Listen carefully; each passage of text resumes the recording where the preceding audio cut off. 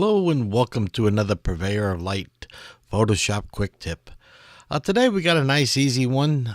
Today we're going to teach you how to take a ordinary photo like this and turn it into that faded matte look.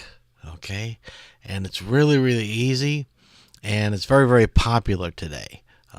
It's a subtle effect, but it actually adds a little bit of riching to the image. So let me show you how we're going to make this, and we'll jump right in.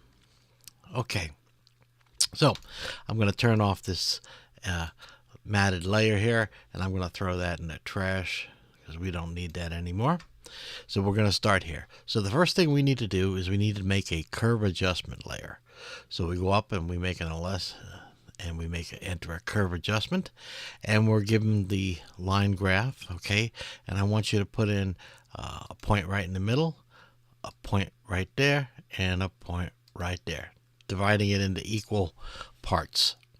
Okay, and now what we're going to do is on this side of the curve adjustment we're dealing with the shadows. On this side we're dealing with the highlights. Okay, so what I want to do is I'm going to take this up and drag it up, and what I'm doing is I'm actually referring to what is called crushing the blacks. And then I'm going to come over here onto the whites, and I'm just going to bring them down, just mute them a little bit. So crushing the whites, as it were.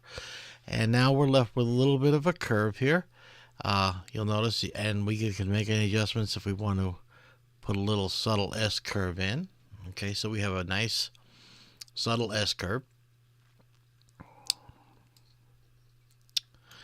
Okay, so that's step one. Okay, that's nice and easy. The next step is we're going to just use a color lookup table. And a lot of people are not familiar with color lookup tables, but I tell you, once you start using them, you're going to consider them your best friend. So up here on adjustments, we're going to click color lookup. And here we're going to just pull down on the 3D LUT. And these are all pre-built, and they come with Photoshop. So you have all of these already built in. And you can come in and just see what it affects your image just by selecting them. Okay, and see which one fits the photo the most. I think moonlight here, that's a nice effect and muting. And of course it's way too strong. A lot of people flip through the color lookups and think, oh, that's terrible, it ruined my image. But again, because we're dealing with a color adjustment layer, we're able to use the opacity and actually bring it and dial it back down, okay, until it's the level what we want. Okay, and I'm thinking that's not too bad right there at a 20% opacity, and I think that's a pretty nice look. So to do the before and after here, let's see where we've come from. There's the before, and there's the after.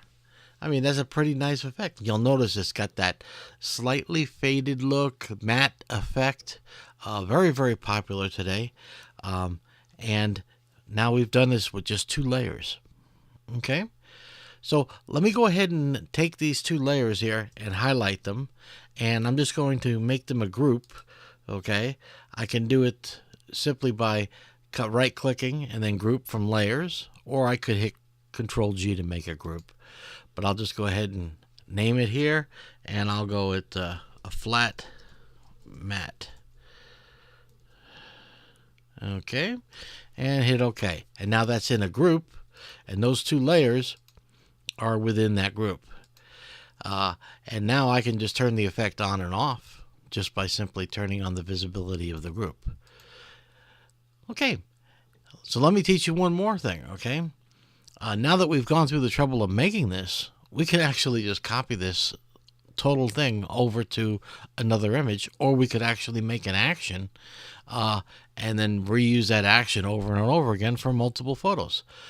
But for today, I'm just going to highlight the group, and I'm going to edit copy, and then I'm going to open up a new picture here, and I'm just going to edit and paste, and you can see right there the 2 layers have been put in, and now we can just do any final adjustments on how much we want to affect the image, how much opacity and so forth, whether we're happy with that. So let's take a look before and after. Okay, it's a nice effect. It's subtle, but it actually makes a lot of people refer to this effect as making the photos look soft and comfortable. Serene is a better way of describing it. So let's come into the third photo as an example. Okay, again, high contrast on this particular image. I can come in and paste in our 2 layers here, and there we go. Okay, before and after. Before and after. You can see how it makes the whole photo more surreal. Okay, so that's it. That's all there is to it. So once you learn the basic technique on how we just turn around with 2 layers, we use a curve layer and a color lookup table, and we've got a wonderful treatment for our photos.